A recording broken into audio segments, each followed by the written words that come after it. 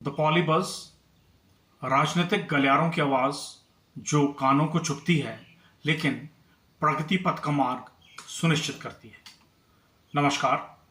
हिमाचल प्रदेश के सरकारी विद्यालयों में सामान्यतः एक नज़र दौड़ाएं तो एक्स्ट्रा करिकुलर एक्टिविटी, शैक्षणिक पाठ्यक्रम से अतिरिक्त गतिविधियां जो विद्यालयों में होती हैं या हिमाचल प्रदेश के स्कूलों में जो कार्यक्रम आयोजित करवाए जाते हैं उनमें बड़ी संख्या में देश की औद्योगिक घरानों द्वारा एनजीओ की भागीदारी होती है या बड़े औद्योगिक घरानों द्वारा CSR, corporate social responsibility schemes जो कंपनी द्वारा चलाई जाती है के माध्यम से आयोजन किए जाते हैं। और एक महत्वपूर्ण विषय यह निकल कर आता है कि बड़े औद्योगिक घरानों की महिलाएं इन एनजीओस या सीएसआर प्रोजेक्ट्स की सीईओ या डायरेक्टर होती हैं, जिनकी प्राथमिकता अपने व्यावसायिक परिवार का प्रचार होती है, ना कि समाज का वेलफेयर। ये देश के बड़े औद्योगिक घराने या अंतर्राष्ट्रीय इकाइयां या कोई अन्य प्रकार की व्यावसायिक समूह हैं, ये सारा पैसा सोशल रिस्पॉन्सिबिलिटी स्कीम के माध्यम से लगता है और वार्षिक प्रॉफिटेबिलिटी का 2% से अधिक नहीं होता। समझने वाला विषय यह है कि 2% खर्च के सरकार के पूरे इंफ्रास्ट्रक्चर का उपयोग करके वह हमें एजुकेट करते हैं और प्रदेश सरकारें अपने कर्मचारियों से काम नहीं ले पाती हैं, जो सोशल रिस्पॉन्सिबिलिटी के नाम पर औद्योगिक घराने सरकार के इंफ्रास्ट्रक्चर का उपयोग कर जाते हैं।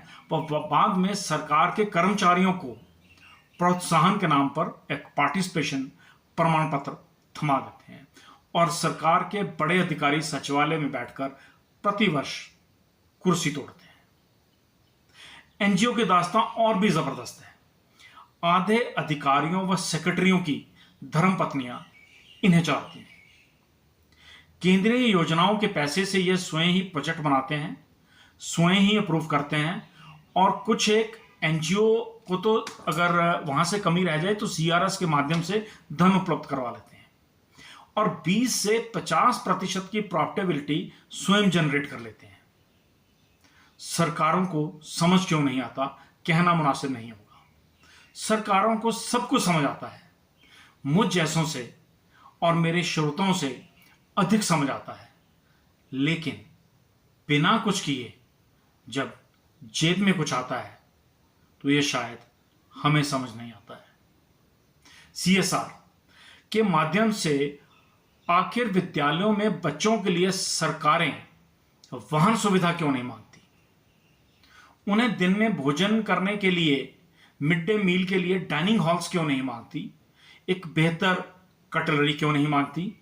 आप गर्म क्षेत्र में जो बच्चे पढ़ते हैं उनके लिए एसी की व्यवस्था क्यों नहीं मांगती? बच्चों के सुविधाओं के लिए, उनके उत्थान के लिए सहयोग क्यों नहीं मांगती? आप पीने के लिए वाटर फिल्टर्स, मल्टीपल टॉयलेट्स जैसी मूलभूत सुविधाएं क्यों नहीं मांगती? हिमाचल प्रदेश में आर्थिक संकट किसी से छुपा नहीं है। गत कई वर्षों से उधारी की जिंदगी पर हम घी पी रहे हैं। आखिर हिमाचल प्रदेश सरकार स्कूलों के बेहतर उत्थान के लिए मंदिरों के पैसे का उपयोग क्यों नहीं करती? गुरुद्वारों के पैसे का उपयोग क्यों नहीं करती? चर्चों के पैसे का उपयोग क्यों नहीं करती? उनको गवर्नमेंट इंस्टीट्यूशंस को अडॉप्ट करने के लिए क्या कठिनाई है, उनसे संवाद क्यों नहीं करती? जबकि मुख्यमंत्री राहत कोष में सभी धार्मिक संस्थान पैसा देने को तैयार हैं और सरकार लेने को भी तैयार है, तो शिक्षा की गुणवत्ता के लिए क्यों नहीं? अगर 1800 में देव समाज कन्याओं की शिक्षा के लिए सोच सकता था, अगर दयानंद आदर्श विद्यालय आर्य समाज चला सकता है, अगर सनातन धर्म शिक्षा के उद्धार में कार्य कर सकता है, खालसा कॉलेज, खालसा स्कूल का अगर फाउंडेशन हो सकता है, तो कैथोलिक चर्च अगर स्कूल चला सकता है, तो आखिर हिमाचल प्रदेश के मंदिर सरकारी स्कूलों को अडॉप्ट क्यों नहीं कर सकते? ये एक महत्वपूर्ण विषय है जिस पर समाज में चर्चा होनी चाहिए। जिन एनजीओस को लेकर सीएसआर कंपनियां या एनजीओ काम करती हैं, स्वाभाविक है वह सरकार की उदासीनता रही होंगी। पर्यावरण प्रभाव, एनवायरमेंट इंपैक्टमेंट्स, नैतिक जिम्मेवारियां, सोशल रिस्पॉन्सिबिलिटी, सोशल वेलफेयर, सरकार की शिक्षा के कार्यक्रम होने चाहिए, प्रदेश सरकारों की रिस्पॉन्सिबिलिटी होनी चाहिए। इनसे भी महत्वपूर्ण विषय है, क्या जिन योजनाओं को लेकर CSR या NGO विद्यालयों में आते हैं, उसके पश्चात अपनी बैलेंस शीट्स में यह समाज उत्थान के बारे में जो व्याख्यान करते हैं, उसकी कोई ऑडिट रिपोर्ट को हमारी प्रदेश सरकार सर्टिफाई करती है? कहीं ऐसा तो नहीं कि एक ने कही दूसरे ने मानी, दोनों ज्ञानी? इसका दूसरा प्रारूप है, जिन्होंने वास्तविकता में समाज में कल्याण करना है, वह समाज के लिए कार्य करना है, वो कर रहे हैं। इन्फोसिस फाउंडेशन 1996 से महिला उत्थान में कार्य कर रही है, स्लम में रह रहे बच्चों के लिए कार्य कर रही है, 1996 से स्किल डेवलपमेंट के लिए काम कर रही है, जबकि भारत सरकार का मंत्रालय कौशल विकास उद्यमी मंत्रालय 15/7/2015 को अस्तित्व में आया है।